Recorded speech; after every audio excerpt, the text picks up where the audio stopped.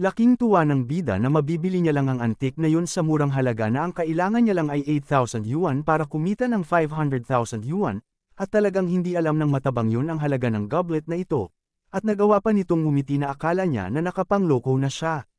Ngunit sa kanyang ngiti ay nakikita ng bida ang rate ng tagumpay ay nanatiling 0. Ibig sabihin lang na akala ng tindero nakikita na siya sa 8,000 yuan at tingin pa nito na nataasan na niya ng husto ang presyo ng goblet. Ngunit inaasahan na ng bida yon. Hanggat meron ng bida na probability skills sa kanyang mga kamay, ang pagtatangka na itago ng tindero ang iniisip niya sa bida ay magagawa niya pa rin mabasa ito. At sa tingin ng bida na kaya niya pang mabawasan ang presyo ng antik.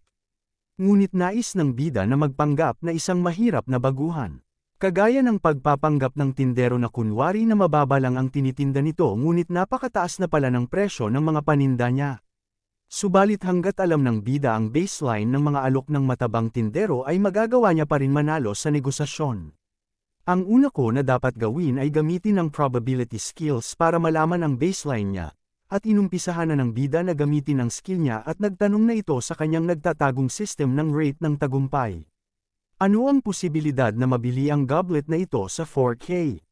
Matapos niyang tanungin ang kanyang system ng tagumpay ay laking gulat niya na sa halagang 4K ay lumabas ang 100% success rate. At nagtanong ulit siya kung paano kung 2K lang at ganun din ang lumabas 100% success rate at muling nagtanong ang ating bida na kung paano kung 1K lang ngunit bumaba ng 80% success rate. Napabuntong hininga na lang ang ating bida sa nakita. Nakalimutan niya na hindi dapat siya maging masyadong sakim, ang 2K ay hindi na masama. Saad ng bida sa matabang tindero na masyadong mataas ang presyo ng antik at humiling ito na babaan pa niya ang presyo. At pumayag naman ang matabang tindero dahil sa tingin ng mataba na mukhang nagustuhan talaga ng bida ang antik kaya bahala na ang bida kung magkano ang kaya niyang ibigay. Agad naman nagbigay ng presyo ang bida na nagkakahalaga ng 2,000 yuan. Ngunit laking gulat nito sa kanyang narinig.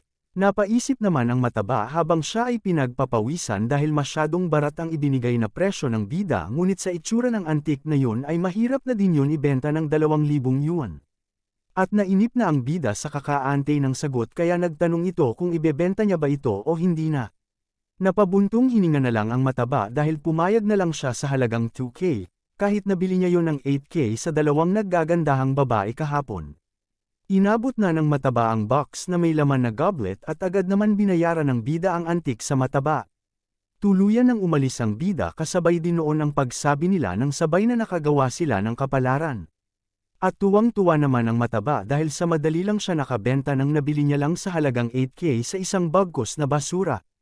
At ngumiti ng nakakaasar ang mataba dahil sa isang baguhan na nangolekta ng mga antik.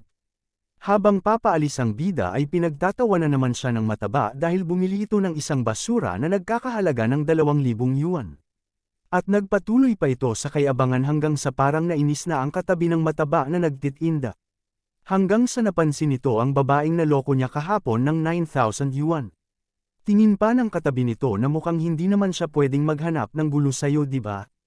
At nang makalapit na ang babae sa mataba ay agad na sinabi ng tindero na ang kanyang tindahan ay maliit lamang kaya hindi na niya pwede ibalik ang item kapag ito ay nabili na. Sumagot naman ang babae na paano ang nawala? Saad naman ng tindero na ano ang nawala?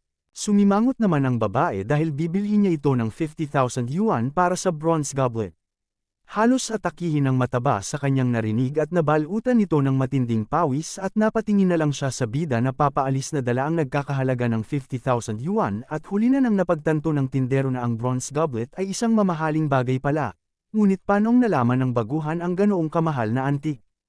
Tumingin naman ng seryoso ang babae sa mataba dahil bakit nagagawa pa nitong itago ang bronze goblet? Sinusubukan ba nito na itaas pa ang presyo? Saad pa ng babae na kung hindi pa yun sapat ay itataas pa niya ang presyo, at gagawin na niyang 70,000 yuan at kung hindi pa rin ilalabas ng mataba ang bronze goblet ay gagawin na niyang 80,000 yuan.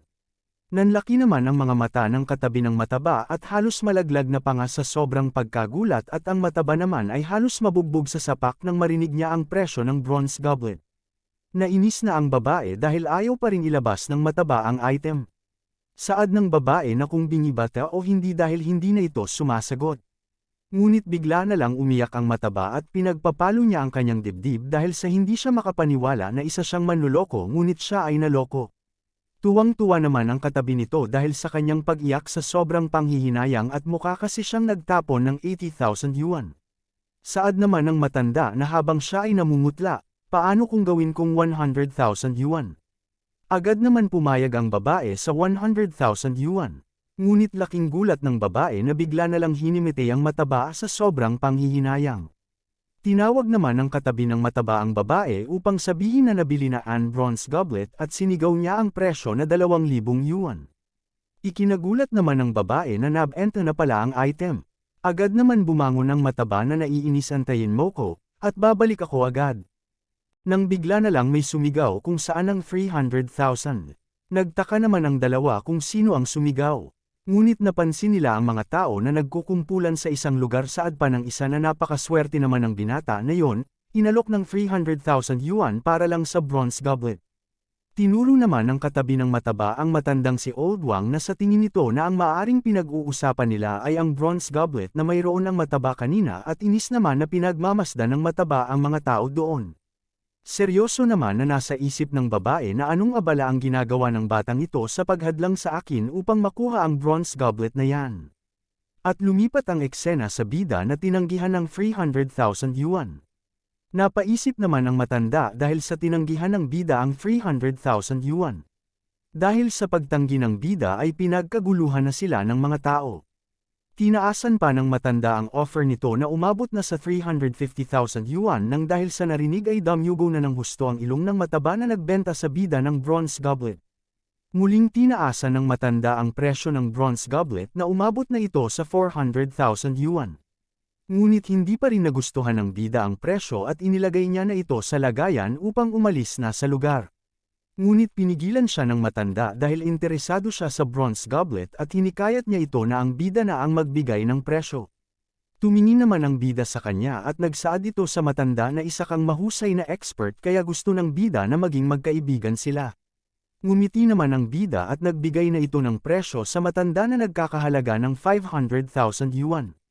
Naging seryoso ang matanda. Ngunit napalitan ito ng saya nang pumayag ang matanda sa offer ng bida na 500,000 yuan at pwede na silang maging magkaibigan. Halos mabaliw naman ang mataba sa kanyang narinig dahil sa 500,000 yuan na ang presyo ng bronze goblet niya. Dito ko muna tatapusin mga kapili nuts, pasensya na kung maikli lang kasi hinabol ko lang yan i-upload ngayon kasi baka matagalan pa ako mag-upload ulit kasi simula bukas papasok na ulit ako. At kung nagustuhan nyo ang aking mga video ay paki-subscribe naman at paki-click na din po ang notification bell. Maraming salamat po sa panunood.